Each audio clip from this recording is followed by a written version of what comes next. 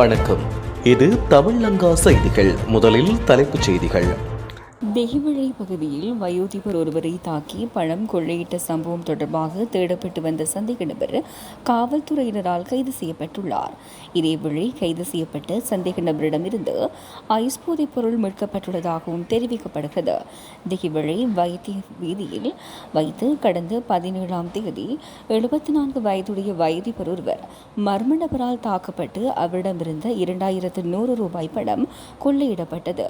குறித்த சந்தேக நபர் வயோதிபரை நிலத்தில் தள்ளி கொடூரமாக தாக்கிவிட்டு தப்பிச் செல்லும் காட்சிகள் அப்பகுதியிலிருந்து சிசிடிவி கேமராவில் பதிவாகியிருந்தது.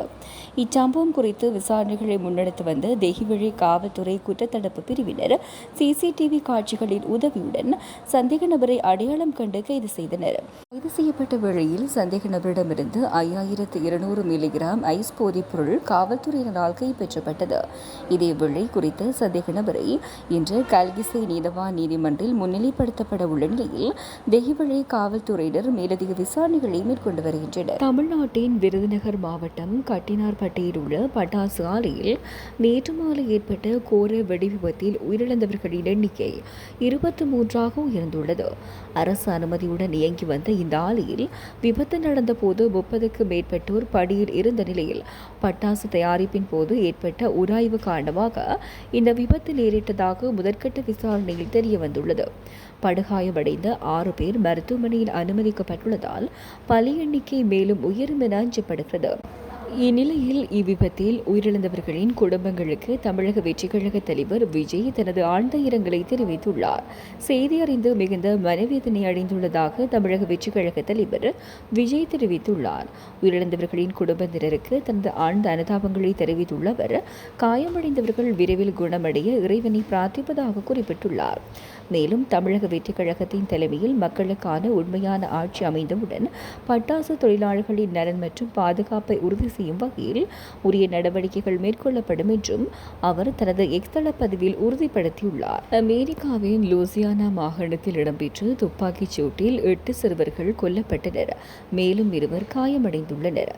லூசியானாவின் தெற்கு ஸ்ரீபோர்ட் பகுதியில் இன்று ஞாயிற்றுக்கிழமை அதிகாலை இந்த துப்பாக்கிச் சூடு இடம்பெற்றுள்ளது.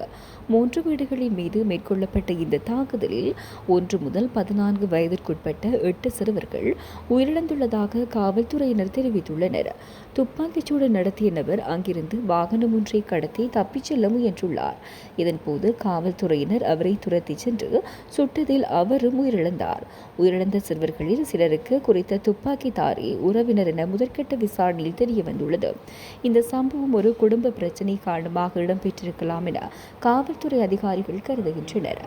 துப்பாக்கி வன்முறைகளை கண்காணிக்கும் அமைப்பின் தரவுகளின்படி அமெரிக்காவில் இந்த ஆண்டில் மாத்திரம் இதுவரை 114 பாரிய துப்பாக்கிச்சூட்டு சம்பவங்கள் பதிவாகியுள்ளன. ஈரானுக்கும் அமெரிக்காவுக்கும் இடையே பதற்றம் தணிந்த பாடில்லை. தற்காலிக போர் நிறுத்தம் நாளையுடன் முடிவுக்கு வரும் நிலையில் இன்று பாகிஸ்தானில் அமைதி பேச்சுவார்த்தை நடைபெற உள்ளது. இந்த பேச்சுவார்த்தையில் பங்கேற்க அமெரிக்கா குழு புறப்படும் என்று ட்ரம்ப் நேற்றே கூறியிருந்தார். எனினும் ஈரான் பங்கேற்குமா என்பது உறுதியாகவில்லை. ஈரானிய துறைமுகங்களை அமெரிக்க கப்பல்கள் முற்றுகையிட்டதற்கு எதிர்ப்பு தெரிவித்த ஈரான் ஹார்முஸ் ஜலசந்தியை மீண்டும் மூடியது. இந்த நிலையில் ஈரானிய கப்பலை சிறைபிடித்துள்ளதாக ட்ரம்ப் கூறியுள்ளார். அமெரிக்காவின் கடற்படை முற்றுகையை மீறி செல்ல முயன்ற ஈரானிய சரக்கு கப்பலை சிறைப்பிடித்துள்ளோம் என்று கூறியுள்ளார்.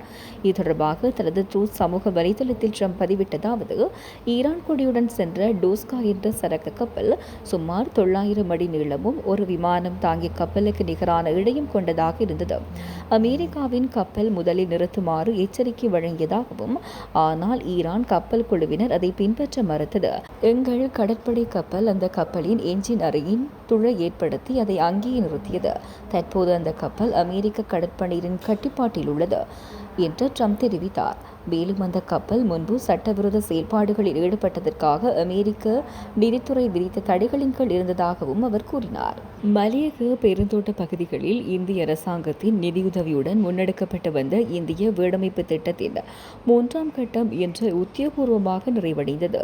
ஓவா, மத்திய மற்றும் தென் மாகாணங்களை மையமாக கொண்டு முன்னெடுக்கப்பட்ட இத்திட்டத்தின் கீழ் 4000 வீடுகள் நிர்மாணிக்கப்பட்டுள்ளன. இதில் எஞ்சியிருந்த 145 வீடுகள் இலங்கை வந்துள்ள இந்திய துணை ஜனாதிபதி CP ராதாகிருஷ்ணன் தலைமையில் இன்று நிகழ்நிலை ஊடாக மக்களிடம் கையளிக்கப்பட்டன. COVID-19 மற்றும் பொருளாதார நெருக்கடி காரணமாக ஒரு வீட்டை நிர்மாணிப்பதற்கான நிதியை இந்திய அரசாங்கம் 2.8 மில்லியன் ரூபாவாக அதிகரித்து வழங்கியதினால் இத்திட்டம் வெற்றிகரமாக பூர்த்தியடைந்துள்ளது.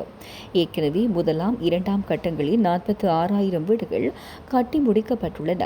இந்திய பிரதமர் நரேந்திர மோடியின் உறுதிமொழிக்கமைய 10,000 வீடுகளை நிர்மாணிக்கும் 4ஆம் கட்ட பணிகள் தற்போது ஆரம்பிக்கப்பட்டுள்ளன. பெருந்தோட்ட பகுதிகளில் மொத்தமாக 60,000 வீடுகளை நிர்மாணிக்கும் இந்திய அரசாங்கத்தின் பாரிய இலக்கின் ஒரு பகுதியாக இந்த திட்டம் முன்னெடுக்கப்பட்டு வருகின்றமை குறிப்பிடத்தக்கது. தமிழக வெற்றிக்கழக தலைவர் விஜய் இன்று திருவள்ளூர், சென்னை ஆகிய 2 மாவட்டங்களில் தேர்தல் பிரச்சாரம் மேற்கொள்ள உள்ளார். இது தொடர்பாக தமிழக வெற்றிக்கழக தலைமை வெளியிட்ட அறிக்கையில் கூறியிருப்பதாவது: திருவள்ளூர் மாவட்டத்தில், சென்னையிலும் விஜய் தேர்தல் பரப்புரை மேற்கொள்ள தேர்தல் ஆணையத்திடம் அனுமதி பெறப்பட்டுள்ளது. திருவள்ளூர் மாவட்டம் பொன்னேரி சட்டமன்ற தொகுதிக்கு உட்பட்ட பஞ்சட்டியில் முற்பகல் 11:30 மணி முதல் விஜய் வாகன பிரச்சாரம் மேற்கொள்ள தேர்தல் ஆணையத்திடம் அனுமதி பெறப்பட்டுள்ளது. இதையடுத்து பிற்பகல் 3 மணி முதல் வெள்ளிவாக்கம், அண்ணாநகர் மற்றும் விருகம்பாக்கம் தொகுதி வழியாக வாகன பிரச்சாரம் செய்ய தேர்தல் ஆணையத்திடம் அனுமதி பெற்றுள்ளது. இந்த பிரச்சார நிகழ்ச்சிக்காக தேவையான அடிப்படை வசதிகள் ஏற்பாடு செய்யப்பட்டுள்ளன. பிரச்சாரத்தில் கலந்து கொள்ள வரும் விஜய் பிரச்சார வாகனத்தை இருசக்கர வாகனங்கள் உள்ளிட்ட எவ்வித வாகனங்களிலும் யாரும் கண்டிப்பாக பின்தொடரக்கூடாது. இதை உறுதியாக கடைபிடிக்க வேண்டும். அத்தோடு தேர்தல் ஆணைய விதிகளை பின்பற்றுமாறும், குறிப்பிட்ட நேரத்துக்கு முன்கூட்டியே வந்து காத்து கொண்டிருப்பதை தவிர்க்குமாறும் அன்புடன் கேட்டுக்கொள்கின்றோம். மேலும் இந்த தேர்தல் பிரச்சார நிகழ்வுகளில் கர்ப்பிணி பெண்கள், சிறுவர், சிறுமியர், பள்ளி மாணவ மாணவியர், மூத்த குடிமக்கள், மாற்றுத்திறனாளிகள், உடல்நலம் குன்றியவர்கள் மற்றும் பொதுமக்கள் நேரில் வந்து கலந்து கொள்வதை தவிர்த்து சமூக வலைதளம் மற்றும் தொலைக்காட்சி நேரல்களில் கண்டு அனுமதிக்கப்பட்டவர்கள் மட்டுமே பங்கேற்க முழு ஒத்துழைப்பு தருமாறு அன்புடன் கேட்டுக்கொள்கிறோம் என்று தெரிவிக்கப்பட்டுள்ளது.